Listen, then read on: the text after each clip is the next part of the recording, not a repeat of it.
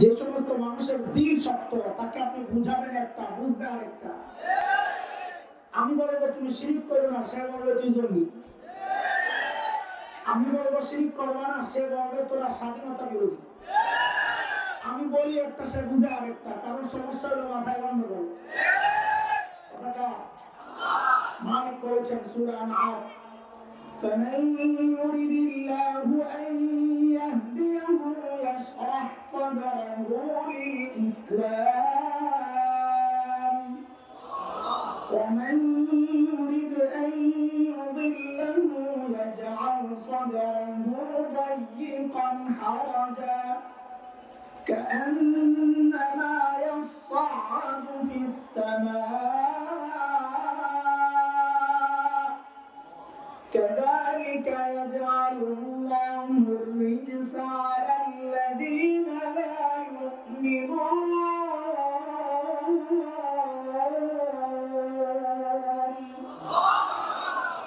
এই আয়াতের মধ্যে রব্বুল কারীম এই কথাগুলো বলেছেন। মুহতারাম হাজরিন, কুরআন আল কারীমের ছোট্ট একটা সূরা আমি তেলাওয়াত করেছি, সূরাতুল আসর। একেবারে ছোট্ট 3 আয়াতের সূরা। সূরাটা সাইজে ছোট। আমাদের ওই দর্তন অঞ্চলে বলে, আপনাদের তো কাছাকাছি এমনই হবে হয়তো, ছোট্ট একটা মরিচ হয়, এটাকে আমরা বলি ধান্যা মরিচ। কি বলে রে? ধান্যা বলে। এটা তো ঝাল কম হয়। কি হয়? সাইজে ছোট কিন্তু কাজ বেশি। সূরাতুল আসরটা যেন এমন একটা অবস্থা, দেখতে ছোট কিন্তু তার বক্তব্য, তার আবেদন অনেক বিশাল, বিস্তৃত। সেজন্য ইমাম শাফিঈ রাহমাতুল্লাহি আলাইহি এই সূরা সম্পর্কে বলেছেন, লাউ লাম ইয়ানজিল গায়রু হাদিহি সূরা লাকাফাতিন নাস লিআন্নাহা শামালাত জামিআ উলুমিল কুরআন। যে যদি আল্লাহ তাআলা সূরা আসর নাযিল করতেন, কোরআনের আর কিচ্ছু নাযিল না করতেন, কেবল এই একটা সূরাই যদি নাযিল হতো, তো মানুষের হিদায়াতের জন্য এই একটা সূরাই যথেষ্ট হয়ে যেত। কেন? কারণ এই এক সূরা কোরআনের সমস্ত বিধানকে তার নিজের পেটের মধ্যে নিয়ে নিয়েছে। সময়ের শব্দে যদি আপনাদেরকে বুঝাই, তাইলে বলতে হয় যেন এই একটা ছোট্ট সূরা গোটা কোরআনের মেমোরি কার্ড। মেমোরি কার্ড কি সাইজ অনেক বড় হয় না, ছোট্ট, কিন্তু তার ভিতরে সব কত কিছু পাওয়া যায়। তো যেন সূরা আল আসর গোটা কোরআনের যেন মেমোরি কার্ড, আল্লাহ এটাকে ছোট্ট করে এই সূরার মধ্যে ঢুকায় দিয়েছে।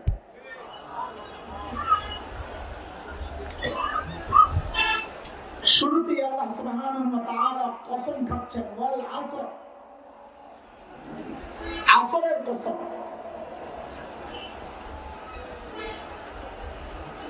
আসর মানে কি? আসর মানে বুঝার আগে কসমের একটা মাসআলা শুনে নেন। আল্লাহ ছাড়া কারো নামে কসম খাওয়া বান্দার জন্য জায়েজ নাই। কার জন্য? বান্দার জন্য। কার জন্য? বান্দার জন্য। আল্লাহর নামের কসম ছাড়া কারো নামে কসম করা জায়েজ নাই। এই সমাজে অনেক রকমের প্রচলিত কসম আছে। মাথা ফিয়া গেলে এটারও একটা কসম মনে করে, ভোটটা ফিয়া গেলে আমার মায়ের কসম, বাবার কসম। আর দুষ্ট বলাবানের কথা কি করবো, এগুলা তো কয় প্রেমের কসম। তখন মন্নত হয়েছে, তাই না? আজিল কথা জায়েজ নাই, হারাম। কসম হবে একমাত্র কার নামে? আল্লাহ। কিন্তু আল্লাহ যখন কসম খান, আল্লাহর জন্য এটা সত্য না যে আল্লাহ নিজের নামে কসম খাবেন। আল্লাহ মাখলুকের নামেও কসম খেতে পারেন, খান, খেয়েছেন। কেনই পার্থক্য? ওই ঝামেলা আমি যাচ্ছি না, তাহলে আমার মূল কথা পয়েন্ট ছুটে যাবে, অনেক লম্বা কথা। আল্লাহ তাআলা কোরআনে নানান শব্দের কসম খেয়েছেন। والضحى والليل إذا سجى والشمس وضحاها والقمر إذا تلاها والنهار إذا جلاها والليل إذا يغشاها والسماء وما بناها والأرض وما طحاها ونفس وما سواها কত কিছু কসম খেয়েছেন আল্লাহ তাআলার কসমের মাকসাদ একটা, বান্দার কসমের মাকসাদ আরেকটা। বান্দার কসমের মাকসাদ হচ্ছে যার সামনে কসম খায়, যে বক্তব্যটা সে দেয় এই বক্তব্যটাকে বিশ্বাসযোগ্য করানোর জন্য সে কসম খায়। কিন্তু আল্লাহর মাকসাদ ভিন্ন। আল্লাহ যখন কসম খান তখন আল্লাহ তাআলার মাকসাদ হয় যে এই শব্দের কসম খাচ্ছে আল্লাহ বান্দাকে জানাইয়া দিচ্ছেন, বুঝাইয়া দিচ্ছেন, এরে বান্দা এই বিষয়টা আমার কাছে গুরুত্বপূর্ণ, এই জন্য আমি এই শব্দের কসম খেয়েছি। যেহেতু আল্লাহ আল আসরের কসম খেয়েছেন তো বোঝা গেল আসরটাও একটা গুরুত্বপূর্ণ, এই জন্য আল্লাহ আসর দিয়া কসম খেয়েছেন যে আসরের কসম। তাহলে আসর কি? যা দিয়ে আল্লাহ কসম খাইলেন তার তো অনেক অর্থ পাওয়া যায়। সময় একটা অর্থ, জামানা কাল একটা অর্থ, মানুষের হায়াতটা জীবনকাল এটাও আসরের অর্থ। এই আয়াতের মধ্যে আমি এই অর্থ নিয়েই কথা বলব। তো যেন আল্লাহ তাআলা কসম খাচ্ছেন ওয়াল আসর, এরে বান্দা তোমার হায়াতের কসম, কারণ আমার আর আপনার হায়াতটা অনেক দামি, অনেক দামি। এই জীবনের অনেক দাম। আখিরাতের টাইম যদি হিসাব করি, দুনিয়ায় যদি কেউ 100 বছর বাঁচেন তো আখিরাতের টাইম হিসাব করলে মাত্র 2.5 মিনিট। অথচ এই 2.5 মিনিটের 100 বছর, কেউ তো 100 বছর এখানে নাই। 50 বছর যদি কেউ ইবাদত করে তার মানে সে 100 মিনিট ইবাদত করছে আখিরাতের টাইম অনুযায়ী। এই সামান্য মুহূর্তের ইবাদতের বিনিময়টা কি? মুহাম্মদুর রাসূলুল্লাহ সাল্লাল্লাহু আলাইহি ওয়াসাল্লাম বলেছেন সবচাইতে ছোট বিনিময় যেটা, সবচাইতে ছোট জান্নাত যেটা, আল্লাহর হাবিব বলেন যে দুনিয়ায় আমরা বসবাস করি এইরকম কমপক্ষে 10টা দুনিয়া। তাই আমার এই জীবনের দাম কত, যে এই জীবনে অল্প আমল করলাম অথচ পাইলাম কত বিশাল জান্নাত। এই জন্য মাঝে মাঝে আমি মজা করে বলি যে আমার যদি কেউ অফার দেয় তোমার 500 কোটি টাকা দিবে, বলে কি জন্য? পুরো পরিবার খ্রিস্টান হয়ে যাবে। আলহামদুলিল্লাহ নিজের উপরে তোর উপর ভরসা আছে, আপনারও একই অবস্থা আলহামদুলিল্লাহ। তো আমি তো বলবো সওদা বহুত সস্তা হয়ে গেছে রে ভাই, মূল্য এত সস্তা, আমার ইমানের দাম এত সস্তা মনে করছে 500 কোটি। বলে কি চাও? গোটা দুনিয়াটা যদি দিয়ে দেই, গোটা দুনিয়া যা আছে সব তোমাকে দিতে চাই, তুমি খ্রিস্টান হয়ে যাও। না এখনো মূল্য আসে নাই, জায়গা মতো আসে নাই, আগে দাম পরিশোধ করো। বলে কত দাম? বলে আমার নবী তো বলেছেন এই ঈমানের কারণে আমি কমপক্ষে এরকম 10টা দুনিয়া পাবো, আগে 10টা দুনিয়া লয়ে হাজির হয়, তাইলে চিন্তা করবো ঈমানটা বেচবো কি বেচবো। 10 দুনিয়া আনবো করতে গেছে যদি আনে কথার কথা, তাও তো মনে বেচুন না কেন? আনছো তো গান্দা। আল্লাহ নবী তো সাইজ বলছেন, সাইজ যে এরকম 10টা দুনিয়ার সাইজ, কোয়ালিটির কথা তো বলে নাই। জান্নাতের একটা ইটের দাম গোটা দুনিয়া বেচলেও দেওয়া যাবে না। এই জন্য বলি আমাদের ইমান এত সস্তা না। এই জানকে বেচে দিছি কার কাছে? বেচা বিক্রি তো সবাই করে, আমরাও বিক্রি করেছি। নাস্তিক মুরতাদরা, ইসলাম বিদ্বেষী অপশক্তি তারাও বিক্রি করেছে, সবার জানই বিকৃত। তবে আলহামদুলিল্লাহ ইমানদাররা বিক্রি করেছেন আল্লাহর কাছে, আর এরা বিক্রি করেছে রামবাগীদের কাছে। 2 পয়সা পাবে। এই জন্য এই 2 পয়সার মূল্য আমাদের কাছে নাই, কারণ আমাদের ইমানের অনেক দাম। সেই জন্য বলি এটা শুনে রাখো, তাইলে হুমকি দেওয়া সহজ হবে আমাকে। কারণ তখন নিরাশ হয়ে আর হুমকি দিবে না। শুনে রাখো, এই লাল চক্ষু দেখায় লাভ নাই, হুমকি আর ধমকি দিয়ে লাভ নাই। কেন? ঈমান যেহেতু কবুল করেছি, সিদ্ধান্ত নিয়েছি, এবং এটাই আমাদের আখেরি পয়গাম। এই দেহ থেকে আমাদের কল্লাকে আলাদা করা যাবে, এই সিনা থেকে কোরআনকে সরানো যাবে না।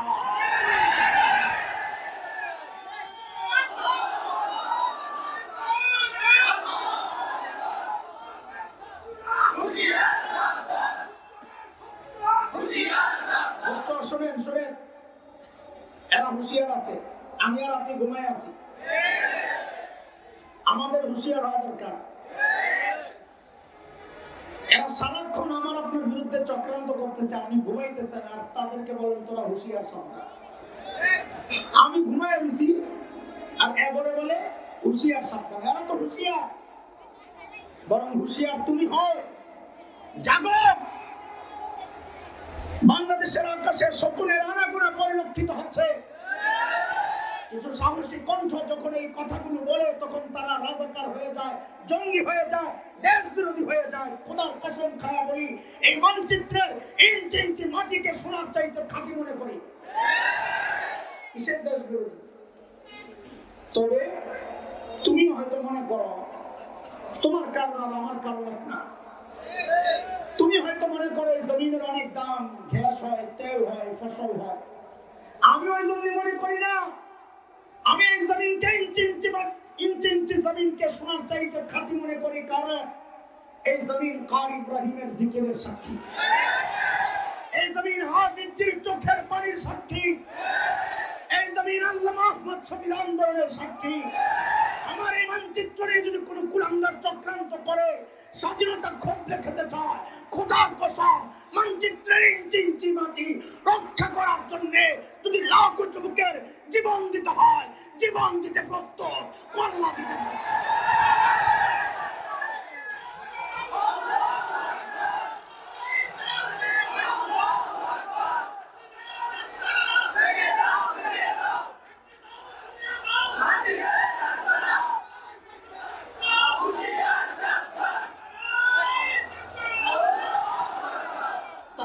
সরলতাকে দুর্বলতা ভাবে, বারবার বারবার আঘাত করতে চায়।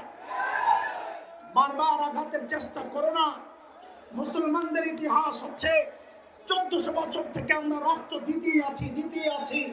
যদি এক সাগর রক্ত দিতে হয় তাও দিতে প্রস্তুত। ইসলামের ঝান্ডাকে জমিনে ভুলন্টিত হতে দিতে পারি না।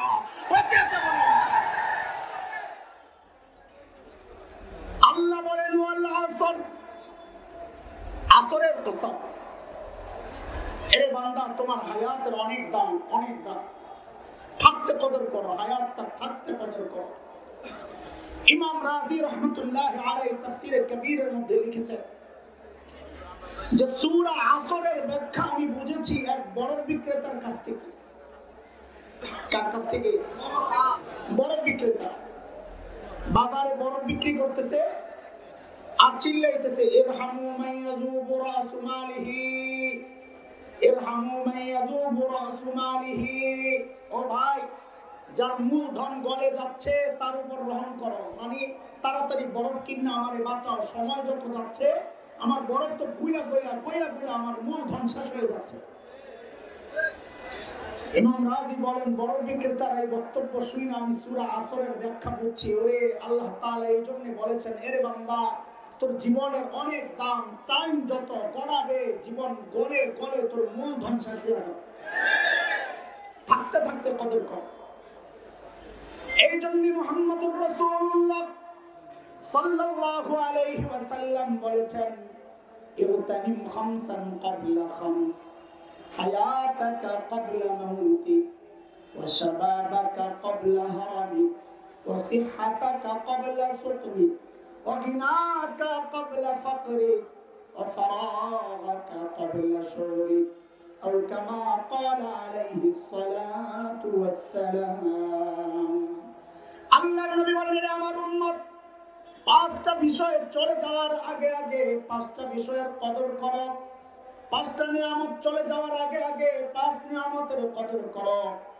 তোমার জীবনের মূল্য দাও, মূল্যায়ন করো মৃত্যুর আগে আগে। তোমার যৌবনের মূল্য দাও বার্ধক্যের আগে আগে, অবসর টাইমের মূল্য দাও ব্যস্ত হওয়ার আগে আগে, সচ্ছলতার মূল্য দাও দারিদ্রতার আগে আগে, আর তোমার সুস্থতার মূল্য দাও অসুস্থ হওয়ার আগে আগে।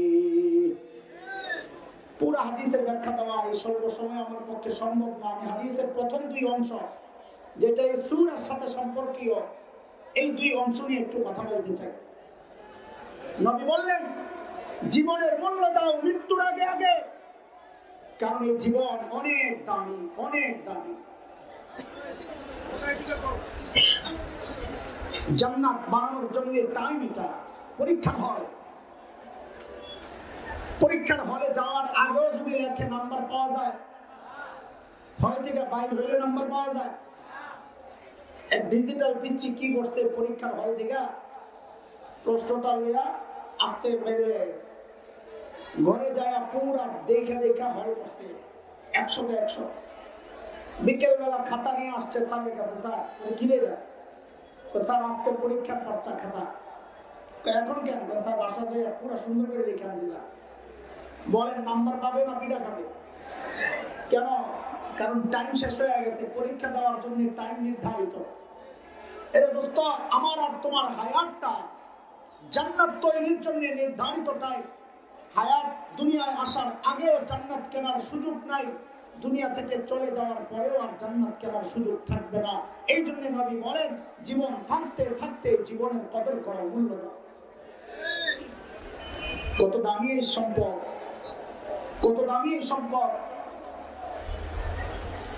এই মজমায় যারা আছি আমরা, যদি আয়োজকদের পক্ষ থেকে খালি একটা ঘোষণা দেওয়া হয় যে একবার সুবহানাল্লাহ পড়লে 1 টাকা দেওয়া হবে, আমার মনে হয় এই মজমার একটা লোক আর বাড়িতে যাবে না, সারা রাত বয়ে বয়ে খালি জিকির করবে। নাকি কর রাজি আপনারা? একবার সুবহানাল্লাহ 1 টাকা, সারা রাত পড়বেন নি? বলে আর বাড়িতে যাইতাম না, এমনি থাকুন সারা রাত। বাড়িতে ফোন দিবে, খাওন টাউন দিয়া যাও, তোমরা চিন্তা করো না, আমি টাকা পাঠাই দিছি। সুবহানাল্লাহ একবার কয় টাকা? এর জন্যই বাড়ি ঘর ছেড়ে দেওয়া নিয়ত করে এসো। অথচ আল্লাহর রাসূল বলেন, এই দুনিয়ার তোমার এই জীবনের দাম এত, এই জীবনে তুমি একবার সুবহানাল্লাহ পড়বা তো আল্লাহ তাআলা তোমার জন্য জান্নাতের সাথে সাথে একটা গাছ লাগায় দেবে। এবার যারা পড়ছে এক গাছ একটা লেগে গেছে, এই যে আরেকটা লাগছে, লাগছে আরেকটা, লাগছে আরেকটা, আর লাগছে আরেকটা, আর লাগছে আরেকটা, লাগছে আরেকটা, লাগছে আরেকটা, লাগছে আরেকটা, লাগছে আরেকটা। তো অনেক চালাক রে, লাগছে আর লাগছে আরেকটা, আরেকটা। আল্লাহু আকবার। আজীব এক অবস্থা। জীবনের দাম দেখছো? পিছে পোলা একটা বৈশা বৈশা চিন্তা করে, হুজুর বুঝলাম, ঠিক আছে নবী কইছে, বিশ্বাস করছি, এত কাজ দিয়ে করুন কি? জান্নাতে কোনো ফার্নিচারের ব্যবসা দেওয়া যাবে? তাহলে কাজে লাগান যাইতো গাদা। এগুলো একটা ওসিলা, জান্নাতে বুকিং হচ্ছে, গাছ কোনো ফ্যাক্ট না। আমাদের বড়রা আল্লাহর কাছে দোয়া করতেন, আল্লাহ আল্লাহ জান্নাতে আমার কিচ্ছু দিও না, খালি কোন রকম ঢুকায়া দাও। তো আবার নিজে নিজেই প্রশ্ন বানায় যে আল্লাহ যদি জিজ্ঞেস করে খালি কিচ্ছু ছাড়া ঢুকবি কি জন্য? আল্লাহ তোমার নেককার বান্দা বুজুর্গ যারা যাবে এদের জুতা ঠিক করুন। তো জান্নাতে জুতা এগো থেকে খাদেমের অভাব আছে, তুই যা জুতা ঠিক করা লাগবে, আল্লাহ বুঝে না? তো বুজুর্গরা বলেন, আসলে বুজুর্গ নিজেও জানে যে আল্লাহ জানে, একটা ওসিলা দিয়ে বলা আর কি, আল্লাহ কোন রকম খালি ঢুকায়া দাও না, কারণ ঢুকলেই তো 10 দুনিয়া। যা যদি জুতা ঠিক করা লাগে তাও করবো, কিন্তু ঢুকলেই তো 10 দুনিয়া। ওইটা আমার আগে বিশ্বাস হুজুর বলে গেছে, যারা মসজিদ আবাদ করে, মসজিদ বানায়, এদের কারণে আল্লাহ আযাব দেন না, গজব দেন না। তো মসজিদ নির্মাণের ক্ষেত্রে আমি মাঝে মধ্যে বলি যে ভাই, নবী বলেছেন কেউ যখন দুনিয়ায় মসজিদ বানায় আল্লাহ তাআলা তার জন্য জান্নাতে বাড়ি বানায়। বলে হ্যাঁ, আমার তো অত টাকা নাই, এত টাকা নয়, আমি কেমনি মসজিদ বানাবো? আরে ভাই তোমার যদি এত টাকা না থাকে তুমি একটা কাজ করো, একটা ইটের টাকা দাও। কয়টা? একটা ইটের টাকা দাও। ওই ইটের টাকা দিলে কি আর বাড়ি পাবো? আর তুই দে বেটা, তুই ইটের টাকা দিয়েছে দেওয়ার পর এইবার হাসরের মাঠে আল্লাহর সামনে যায় দাঁড়ায় বলবা, আল্লাহ আমি তো মসজিদ বানাইতে পারি না, আমি জানি আমার কপালে জান্নাতের বাড়িও নাই। আচ্ছা থাকো না, তো কি চাস তুই? বলে আল্লাহ যে একটা ইট দিছিলাম মসজিদে, কাহা আমার ইটটা আমার ফেরত দিয়া। তুই এক ইট দিয়ে কি করবি রে? আল্লাহ জান্নাতের ফুটপাতে মাথায় দিয়ে ঘুমাবো, আমারটা দেয় না, আপনার তো সমস্যা নাই, কোন রকম উসিলা দিয়ে ওরা ঢুক, কোন রকম উসিলা দিয়ে ঢুক। আখিরি জান্নাতের ব্যাপারে হাদিসে আসছে, আখিরি জান্নাতি যারা আমল নাই, জান্নাতে ঢুকার মতো পুঁজি নাই, আল্লাহ মাফ করছেন, জাহান্নামে দেন নাই, দূরে বসায় রাখছেন জাহান্নামের গেটের কাছে। এখন জাহান্নামের শস্য আওয়াজ, গরম ভাব, চিৎকার চেঁচামেচি শূন্য অসহ্য হয়ে খালি চিল্লায় আল্লাহ। তো আল্লাহ ফেরেশতাদেরকে জিজ্ঞাসা করে, দেখতো চিল্লায় কেন? ওই চিল্লাও কেন? ভাই সহ্য হয় না, চিল্লা চিল্লি আর গরম তাপ লাগে। আল্লাহ এই কথা বলে, কি চায়? তো বলে আল্লাহরে বলো না আমার একটু দূরে সরায় রাখতে। তা আল্লাহ বলে দে, আর একটু দূরে সরায় দে। তো যেই না দূরে সরায় জান্নাতের কাছাকাছি পৌঁছে, তখন জান্নাতের আবার সুঘ্রাণ আর ওই জান্নাতের ঠান্ডা হাওয়া আস্তে আস্তে ঝিরঝির করে শরীরে একটু লাগে। এবার আবার চিল্লাই শুরু করছে আল্লাহ। কিরে এমন চিল্লাস কেন? আমার কথা কয় না, কারণ জানে তো জান্নাতে ঢুকার মতো বুঝি তো নাই, কেমনে চায় আল্লাহর কাছে। তো আল্লাহ তাআলা তখন তার দিলের খবর তো আল্লাহ জানে। বান্দা তুই না বললে কি আমি জানি, ফেরেশতাদেরকে বলবেন যা আমার এই বান্দাটারে জান্নাতে ঢুকায়। ভাই এই পরেরটা বলার জন্য হাদিসটা আছে, জান্নাতে ঢুকায় সে জান্নাত দেখা বলবে কি আল্লাহ আপনার মতো মহান সত্তা আমার সাথে ঠাট্টা করে। তো কি ঠাট্টা করলাম? কইটা কার? তোর কি কর না কর, এটা আমার কেন? কাহা বান্দা এটা আমি তোরে দিয়ে দিলাম, যা। এত বড় জান্নাত আল্লাহ দিয়ে দিবেন, খালি কোন রকম ঢুকো, একটা উসিলা দিয়ে ঢুকতে পারলেই হয়। গাছ কয়টা পাইছো, বাড়ি কয়টা পাইছো, ওইটা হিসাব করার বিষয় না। কোন সুবহানাল্লাহর বরকতে তোমার জান্নাতে বরাদ্দ হয়ে যাবে, ওইটা তুমি চিন্তা করতে থাকো। যে একটা সুবহানাল্লাহ যদি লেগে যায় তো গেল কারবার হতে, জান্নাতে আমার গাছ আছে, আল্লাহ ওই গাছ বুঝাইয়া দেওয়ার জন্য আমার একদিন হইলো জান্নাতে ঢুকাবে। বিনিময় পাওয়ার জন্য কই ঢুকা লাগবে? প্রত্যেকটার জন্য আলাদা আলাদা জায়গা। এক মুফাসসির তাফসীর করছে, ওয়ালাকুম ফিহা মা তাশতাহি আনফুসুকুম ওয়ালাকুম ফিহা মা তাদউন, যে জান্নাতে তুমি যা চাইবা তাও দিবেন, যা চাইবা না মনে মনে আশা আল্লাহ তাও দিবেন। এক পোলা শয়তানের লেন্দা টানার অভ্যাস ছিল দুনিয়ায়। কি শয়তানের লেন্দা? আর বিড়ি আর সিগারেট খায়, বুঝে না কথা। তো যে এই তাফসীর শুনছে খুব খুশি, কিরে তোরা তো খুশি খুশি কে? বড় টেনশনে আছিলাম। কিসের টেনশন? জান্নাতে গেলে যদি সিগারেট না দেয় আমি কেমনি থাকবো? তেমন দেখা যায় চাইলে পাওয়া যাবে, পাইনি, তবে আগুনটা ধরানোর জন্য জাহান্নামে ঢোকা লাগতে পারে। সবকিছুর হিসাব তো আলাদা আলাদা। জাহান্নামে আগুন তো জাহান্নামে, জান্নাতের সিস্টেম নাই। আর দোস্ত বলার মাকসাদ হচ্ছে যেই জায়গার জন্য যেই জিনিস, জান্নাতের নিয়ামত ভোগ করার জন্য তোমাকে একদিন না একদিন জান্নাতে ঢুকাই লাগবে, কারণ আল্লাহ সেটা বুঝাইয়া দিবেন জান্নাতে, জাহান্নামে না। এই জন্য কোন সুবহানাল্লাহ লাইগা যায় বলা তো যায় না, লটারি পড়তে থাকো কখন লাইগা যায় আর জান্নাতে বরাদ্দ হয়ে যায় বলতে তো পারো। সুবহানাল্লাহ। লাগাও গাছ, আর লাগাও, সারাদিন লাগাই। বাড়িতে যাইতে যাইতে সুবহানাল্লাহ পড়তে পড়তে যাইবা, জমিন সাক্ষী দিবে, জমিন সাক্ষী দিবে। আমরা তো আমাদের বিরুদ্ধে তো গুনার সাক্ষী দিবে জমিন, কারণ তাসবিহ তো পড়ি নাই, হাইটা হাইটা তাসবিহ পড়ি নাই, হাইটা হাইটা গুনাহ করছি। তো জমিন যেন গুনার সাক্ষী না দেয়, জমিন যেন আমার তাসবিহের সাক্ষী দেয়, আমার ইবাদতের সাক্ষী দেয়। আল্লাহর হাবিব বলেন ইউতানিম খামসান ক্বাবলা খামস, এরে আমার উম্মত 5 জিনিসের মূল্যায়ন করো। 5 জিনিস চলে যাওয়ার আগে আগে, মৃত্যুর আগে আগে তোমার এই হায়াতের মূল্য দাও।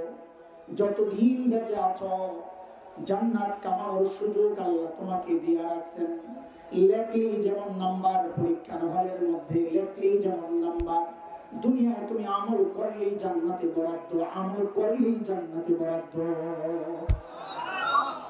2 নাম্বার ওয়াসাবাবাকা ক্বাবলা হারামিক, যৌবনের মূল্য দাও বার্ধক্যের আগে আগে। কারণ তোমার হায়াত যদি লম্বা হয়, একদিন এই বার্ধক্যে তুমি উপজবা, তখন মন চাইলেও ইবাদত করার সামর্থ্য থাকবে না। মসজিদে দেখবা কত আল্লাহর বান্দা চেয়ারে বৈশা বৈশা নামাজ পড়ে, বুড়া মানুষ, কোমর সায় দেয় না, হাঁটু সায় দেয় না।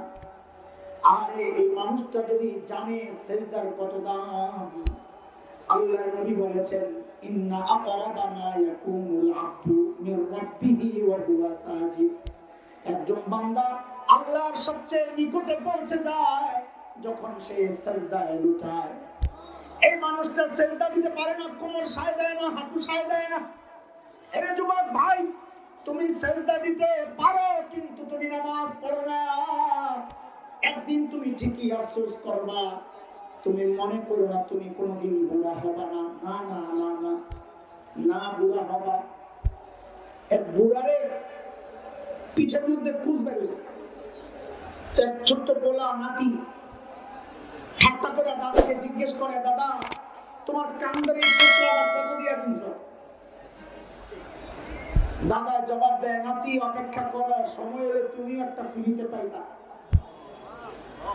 তুমিও একটা ফিরিতে পাইবা। এই বয়স আসবে, নিশ্চিত আসবে।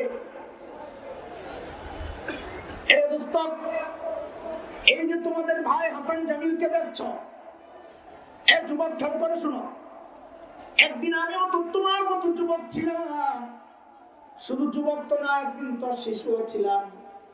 এই যে আমার উস্তাদ পাশে বসে আছেন, আমার সাথে আজকে ঘুরতেছেন করবার সঙ্গে উস্তাদ, ওনাদের সামনে তো আমি ছোট্ট শিশু ছিলাম রে ভাই।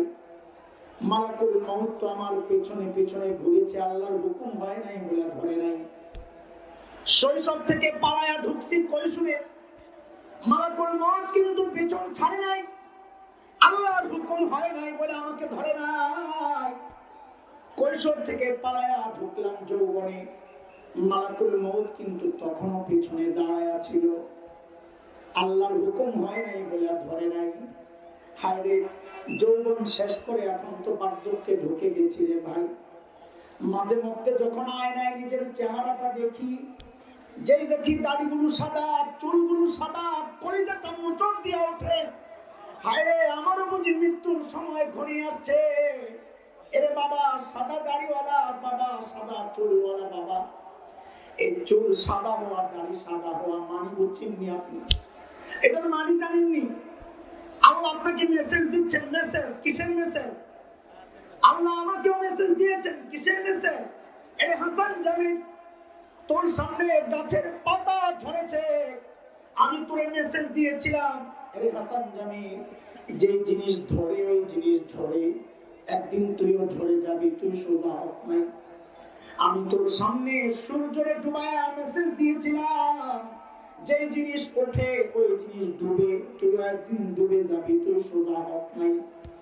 আমি তোর সামনে দিয়া তোর বাবার লাশটাকে কবরে পৌঁছায় আছি, এখন কারো না কারো বাবা একদিন তোর কবরে যাওয়া লাগবে, আমি সোজা হই নাই। আল্লাহ আমাকে মেসেজ দিয়েছেন, আমার সামনে দিয়ে আমার মার লাশ কবরে পৌঁছায় আমাকে মেসেজ দিয়েছে, এরে হাসান জামিল, ওই তোর মায়ের মতো একদিন তুই কবরে পৌঁছবি। আয় হায় হায়, আমি সোজা হই নাই। এইবার আমার শরীরের মধ্যে ডাইরেক্ট অ্যাকশন শুরু হয়ে গেছে। এর সাদা দাড়িওয়ালা বাবা, সাদা চুলওয়ালা বাবা, এই দাড়ি পাকা চুল পাকা মানি বুঝছিনি, মানি হইল আমাদের শরীরের একটা অংশের মৃত্যু শুরু হয়ে গেছে। আর পালানোর জায়গা নাই, আর পালানোর জায়গা।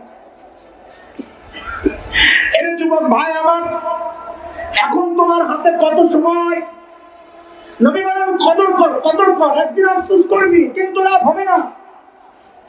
এখন তোমার এই টাইম, ফেসবুকে পায় একটু ভাগ, ইউটিউব একটু ভাগ পায়, খেলোয়াড়রা একটু ভাগ পায়, গায়ক গায়িকারা একটু ভাগ পায়, নায়ক নায়িকারা একটু ভাগ পায়, বন্ধু বান্ধব ভাগ পায়, বিবি ভাগ পায়, সন্তান ভাগ পায়। ভাগ পায় না কেবল একজন, যে মালিক এত এত নিয়ামত দিয়ে তোমার সাজাইছে, খালি ভাগ পায় না ওই মালিক। অথচ আমি আর তুমি খালি মালিককে টাইম দেই না, আর দুনিয়ার সবাই কিন্তু মালিকের টাইম দেয়। ওই যে একটা গাছের দিকে তাকায়া দেখো, কি মনে হয় গাছটা বুঝি এমনি দাঁড়ায় আছে? আরে না না, গাছটা কেবল এমনি দাঁড়ায় নাই, গাছটা দাঁড়ায় দাঁড়ায় মালিকের তাসবিহ করে। ওই যে কুকুরটারে মাঝে মধ্যে তুমি তাড়ায়া দাও, কুকুর এটা নিকৃষ্ট প্রাণী, অথচ তোমার খবর নাই ওই কুকুরটা রুকুর হালতে মালিকের তাসবিহ করে। ওই সাপ বিচ্ছুগুলারে তুমি মেরে মেরে পায়ে দিয়ে দলে ফেলো, পিঁপড়া দলে ফেলো, অথচ তোমার খবর নাই ওই সাপ বিচ্ছুগুলো, পোকামাকড় গুলো সেজদার হালতে মালিকের তাসবিহ করে। আর শুধু তাই না, ওই যে নির্জীব পাথরটাকে পড়ে থাকতে দেখো, মালিক বলে ওই পাথরটাও তো আমার তাসবিহ করে। আল্লাহর তো ভয় তোমার কলিজায় নাই, তুমি তো আল্লাহকে ভয় পাও না। আল্লাহর ভয় হযরত সাহাবায়ে কেরামের কলিজায় ছিল। এই জন্য সাইয়েদনা আবু বকর এত বড় মানুষ, এত বড় মানুষ, নির্জনে দূরে চলে যেতেন, একা একা দূরে যায় নিজেকে ধিক্কার দিয়া দিয়া কাঁদতেন। আবু বকর বলতেন, ইয়া নবী কুহাফা, এ আবু কুহাফার বেটা, এই এরা আবু কুহাফার বেটা, তুই মানুষ কেন হইলি রে, তুই মানুষ কেন হইলি? এখন আল্লাহর সামনে তুই কেমনে দাঁড়াবি? সাইয়েদনা আবু বকর গাছের কাছে যায় যায় কাঁদতেন আর বলতেন, ইয়া লাইতানি কুনতু ওয়ারাকা, আরে আমি যদি গাছের পাতা হইতাম, মানুষ না হইতাম, তাই আল্লাহর সামনে আমার দাঁড়ানো লাগতো না, এখন কেমনে যায় হিসাব দিব? সাইয়েদনা ওমর এত বড় মানুষ, মৃত্যুর মুখে একটু হুঁশ ফিরছে, আহত ছিল মারাত্মক, হুঁশ ফিরার সাথে সাথে মাথাটা নিয়ে জমিনের উপর রাখছে, রাইকাই গালগুলারে জমিনের সাথে ঘষেন আর কান্দেন, ঘষেন আর কান্দেন আর বলেন, ওয়াইলুল লাকা ইয়া উমর ইল্লাম ইয়াগফির লাকা রাব্বুক, ওমর তোমার রব যদি তোমাকে ক্ষমা না করে, তোমার জন্য ভয়ঙ্কর বিপদ কিন্তু অপেক্ষা করতেছে। পাথরও কান্দে, তোমার কান্না নাই, দিল ময়রা শক্ত, চোখ দিয়ে পানি বের হয় না, অথচ মালিক বলতেছে, আরে জালিম একটা পাথরের দিকে তাকায়া দেখ, সুম্মা কাসাত কুলুবুকুম মিন বাদি যালিক ফাহিয়া কাল হিজারাতি আও আশাদ্দু কাসওয়া ওয়া ইন্না মিনাল হিজারা লামা ইয়াতাফাজ্জারু মিনহুল আনহার وإن منها لما يشقق فيخرج منه الماء وإن منها لما يهبط من خشية الله وما الله بغافل عما تعملون।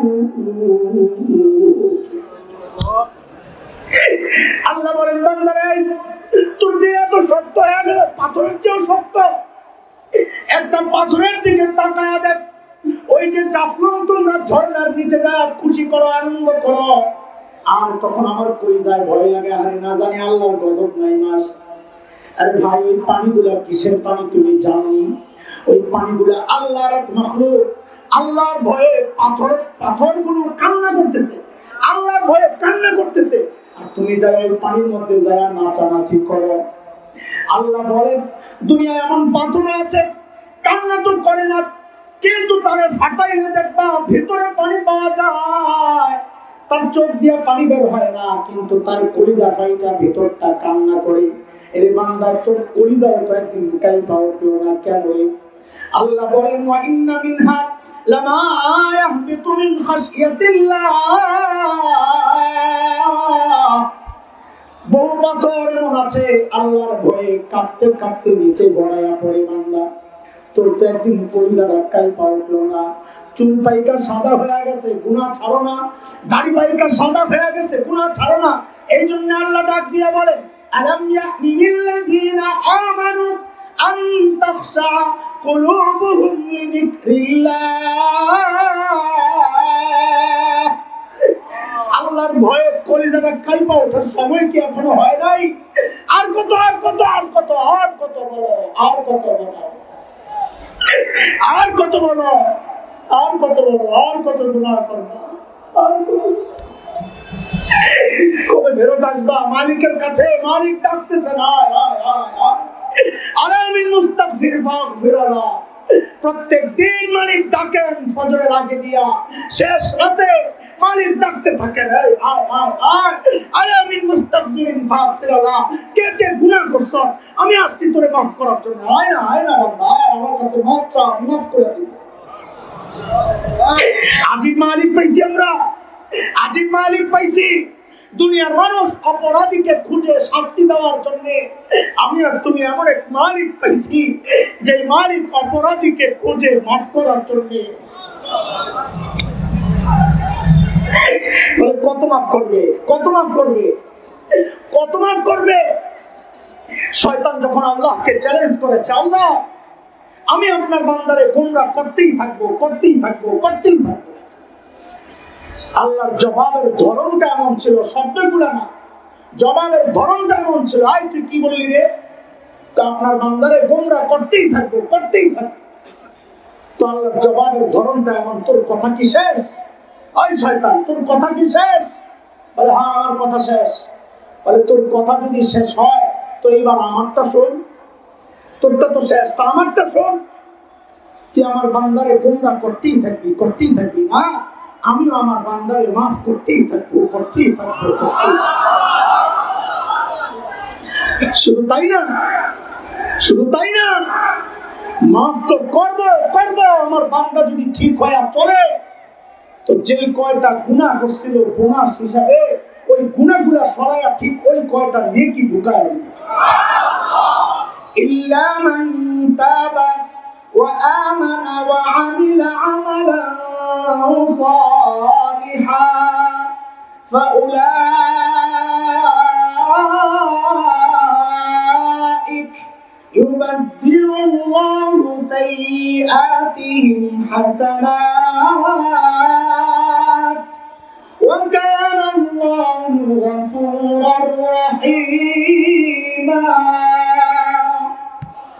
আল্লাহ বলেন তওবা করে নেক আমল শুরু করছে, যেই কয়টা গুনাহ করছে পাল্টায়া আমি নেকি দ্বারা ভরে দেব। সুবহানাল্লাহ।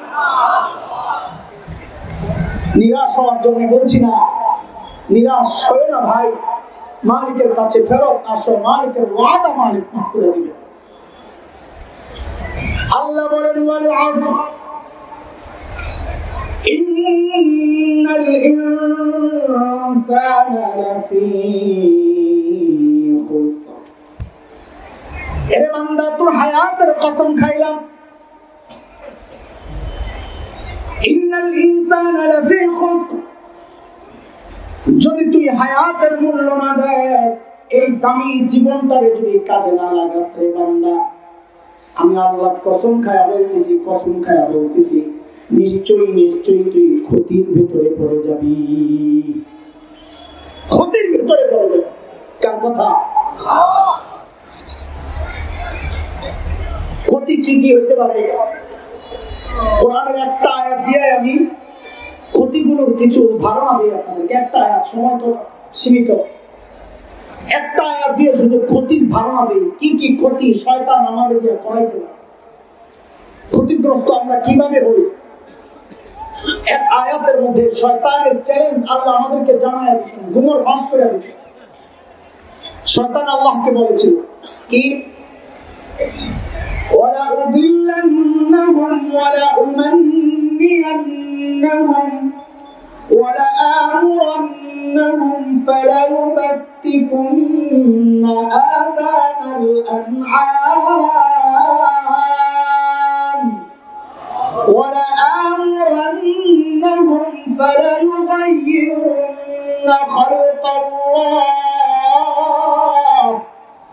ومن يتخذ الشيطان وليا من دون الله فقد خسر خسرانا مبينا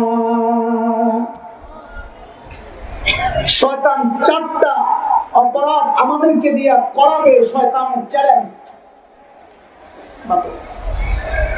আল্লাহ বলছে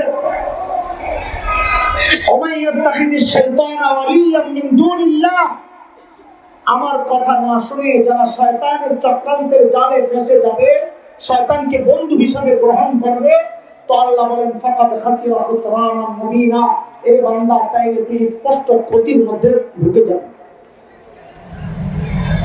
ওই চারটা ধোঁকা কি একটা আয়াতের মধ্যে ধোঁকার তো অভাব নাই আমি শুধু একটা আয়াতের ধোঁকাগুলো শোনাই দিছি আপনাদেরকে কয়টা ধোঁকা বলেন আমার সাথে একটু কথাবার্তা বলা লাগবে বলেন কয়টা ধোঁকা শয়তানের এক নম্বর ধোঁকা শয়তানের চ্যালেঞ্জ ওয়ালা উদিল্লান্নাহুম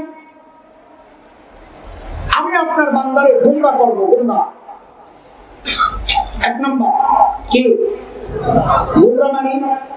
গোমরা মানে তো ব্যাখ্যা শয়তান নিজেই দিছে সূরা আরাফ আয়াত 16 শয়তানের কথা আল্লাহ আমাদেরকে জানায় দিয়েছে قال فبما أغويتني لأقعدن لهم صراطك المستقيم শয়তান গোমরা করা মানে হচ্ছে সিরাতে মুস্তাকিম থেকে সরায় দেওয়া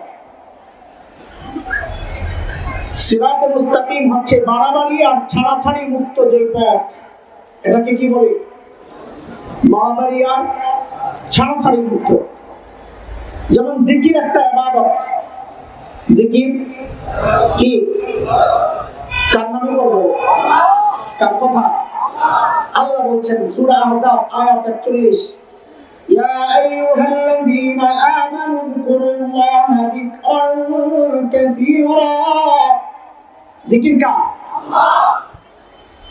বাড়াবাড়ি আর ছাড়াছাড়ি গ্রুপ এক গ্রুপ তো জিকির করেই না ছাড়াছাড়ি গ্রুপ আর গ্রুপ আছে জিকির তো করে তবে বাড়াবাড়ি বাড়াবাড়ি মানে তো আল্লাহর জিকিরও করে খাজার জিকিরও আছে আছে আল্লাহ আলী খাজা বাবা আছে এগুলা খাজার জিকির করে এটা বাড়াবাড়ি আমরা বাড়াবাড়িও করি না ছাড়াছাড়িও করি না শয়তানের কাজ হচ্ছে এক গ্রুপকে লাগায় রাখবে জিকির করবা না আর গ্রুপে লাগায় রাখবে জিকির আল্লাহর নামেও করো খাজার নামেও করি বড় খাজাটা গেছে দেখেন সুবহানাল্লাহ আল্লাহু আকবার মরছে না আজকে আসার সময় হুজুরকে শুনাইছি এবং খানকার বক্তব্য দয়াল বাবা মারা গেছে এটা বললে ঈমান চলে যাবে কি হয়েছে মরে নাই কয় না সাক্ষাতে গেছে কই গেছে সাক্ষাতে গেছে খোদার কসম খায়া বলি এই বক্তব্য যদি ঠিক হয় তাদের বক্তব্য যদি হয় তো খোদার কসম খায়া বলি তার ঈমান চলে গেছে কেন কারণ সে কোরআনকে অস্বীকার করছে কোরআনকে সূরা আম্বিয়ার মধ্যে আসছে আয়াত 41 আল্লাহ বলে ওমা জাআলনা লিবাশারিন মিন ক্বাবলিকাল খুলদ আফা ইন মিত্তা ফাহুমুল খালিদুন কুল্লু নাফসিন যায়িকাতুল মাউত ওয়া নাবলুকুম বিশ-শাররি ওয়াল খায়রি ফিতনাহ ওয়া ইলাইনা তুরজাউন আল্লাহ নবীকে ডাক দিয়ে বলতেছেন ওমা জাআলনা লিবাশারিন মিন ক্বাবলিকাল খুলদ নবী আমার, কোন মানুষের জন্য আমি অনন্ত জীবন রাখি নাই, সিস্টেমই রাখি নাই। এমন না ফাইমিত্তা ফাহুমুল খালিদুন, বিষয়টা এমন না যে আপনি মরবেন আর তারা বেঁচে যাবে, বিষয়টা এমন না। কুল্লু নাফসিন যায়কাতুল মাউত, মরবে সবাই, জীবন আছে যা। কাজী যখন মরে নাই তো এই আয়াতকে অস্বীকার করলো কিনা? কথা বলেন, অস্বীকার করছে না? কোরআনের একটা মুক্তা অস্বীকার করলে ঈমান থাকে? আল্লাহ পেট বড় দেখলে ছেড়ে দিবে? কথা কয় আপনারা না গাধার মতো পেট বড় দেখে দৌড়ে গেছেন। আমি বাপরে বাপ, এত বড় পেট হুজুরের, কেনা বহু বড়, আল্লাহ এত বড় পেট হয় কেমনি? সুবহানাল্লাহ, পেট একটা কি? আমার এক দোস্ত বলে, আরে তুই আর এর বিরুদ্ধে আর বলিস না, আমার বোন মুখী গেছে গা, আমার মধ্যে কত গন্ডগোল, হ্যাঁ এই গন্ডগোল নেই কেন? কামগ কত গন্ডগোল দেখ না। আমাদের আহলে হাদিস ভাইরা কয় নামাজে হাত বন্ধ লাগবে বুকুর উপরে, আর আমরা হানাফিরা বলি না, আমি বরাবর নিচে। কয় এর তো এই জ্ঞান নাই, কি জন্য? কয় তা হাতি যায়, এত বড় পেট হাত যায়। লা হাওলা ওয়ালা কুওয়াতা ইল্লা বিল্লাহ। শয়তান এইভাবে আমাকে আর তোমাকে গোমরাহ করে। এই সমাজের এক শ্রেণী আছে আলেমদের মতামতকে গ্রাহ্য করে না। তাদের ওস্তাদ আলেম না, ওস্তাদ হচ্ছে ফদিলাতুল শেখ আল্লামা মুফতি ইন্টারনেট লানাতুল্লাহ আলাইহি। আসেন এরকম ওস্তাদ। এরা সমাজে একটা মাসআলা মাঝখানে আনছে, কি কোরআন হাদিস থাকতে মাযহাব মানা? আরে কথা কও, কোরআন হাদিস থাকতে মাযহাব মানা যাবে, ইমাম মানা যাবে না। এই মাযহাব মানা, ইমাম মানার ক্ষেত্রে কেউ কেউ বাড়াবাড়িতে লিপ্ত, এটা শয়তান করাইছে। কেউ কেউ ছাড়াছাড়িতে লিপ্ত। বাড়াবাড়ি কারা করে? শিয়ারা। শিয়ারা 12 ইমাম মানে, 12 ইমামকে তারা কেমন মানে? বলে নবী যেমন শারিআ শরীয়ত প্রণেতা, নবী যেমন হারাম করেছেন ওটা হারাম, হালাল করেছেন ওটা হালাল। তাদের 12 ইমামের ওই ক্ষমতা ছিল, তারা চাইলে কোন জিনিসকে হারাম স্বীকৃতি দিতে পারত, কোন জিনিসকে হালাল স্বীকৃতি দিতে পারত। নাউযুবিল্লাহ, বেঁচে বলেন থাক। এটা হচ্ছে ইমাম মানার ক্ষেত্রে বাড়াবাড়ি। আরেকটা হচ্ছে ইমাম মানার ক্ষেত্রে ছাড়াছাড়ি। বলে নবী ইমাম, আর কোন ইমাম নাই, এটা ছাড়াছাড়ি। মাঝামাঝিটার নাম হচ্ছে সিরাতে মুস্তাকিম। শয়তান চায় আমাকে তোমাকে ওই মাঝামাঝি জায়গা থেকে সরাইয়া হয় বাড়াবাড়ি গ্রুপে ঢুকায়া দিতে, নয় ছাড়াছাড়ি গ্রুপে ঢুকায়া দিতে। বলে মাঝামাঝি কোনটা? বলে মাঝামাঝি হচ্ছে ইমাম আছে, তবে ইমামকে আমরা শারিআ শরীয়ত প্রণেতা মানি না শিয়াদের মতো, বরং মানি শরীয়তের ব্যাখ্যাদাতা। ইমামে আবু হানিফা শরীয়ত প্রণেতা না, শরীয়তের বলেন। একটা সস্তা কথা আপনাদেরকে বলে বিভ্রান্ত করে, সেটা হচ্ছে রাসূলের যুগে তো মাযহাব ছিল না, মাযহাবের এই মাসআলা ছিল না, কাজী মাযহাব মানা বিদআত, যেহেতু রাসূলের যুগে ছিল না। আসলে মাযহাব কি এটা বুঝেই না। রাসূলের যুগে এই মাযহাবের মাসআলাগুলো ছিল কি ছিল না? বলে একটা উদাহরণ দিয়ে ভালো বুঝবেন। আপনাদের এলাকায় টিউবওয়েল বসায়, টিউবওয়েল? আচ্ছা বলেন তো, টিউবওয়েল বসানোর আগে মাটির নিচে পানি ছিল না টিউবওয়েল আইসা পানিতে বানাইছে? বুঝতে পারলেন? পানি আগের থেকে ছিল না টিউবওয়েল আইসা বানাইছে? আগের থেকে ছিল। তো আগের থেকে থাকলে টিউবওয়েল কেন বসাইছে? টিউবওয়েল বসাইছে মাটির নিচের পানি ওঠানোর ক্ষমতা আমার নাই, টিউবওয়েলের চাপ দেই তো টিউবওয়েল আমার জন্য পানি বের করে দেয়। ঠিক আছে কথা? বলে মাযহাব কি জিনিস?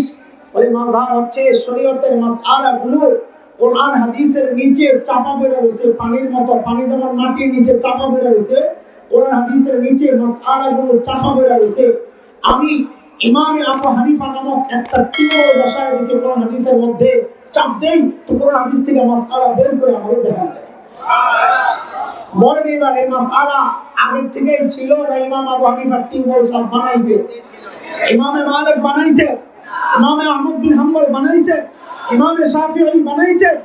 না না, ওনারা আসার আগেই এই মাসআলা ছিল। আমরা পারি না, জানি না, ওই কোরআন হাদিস থেকে মাসআলা বের করার সামর্থ্য আমাদের নাই, যোগ্যতা নাই।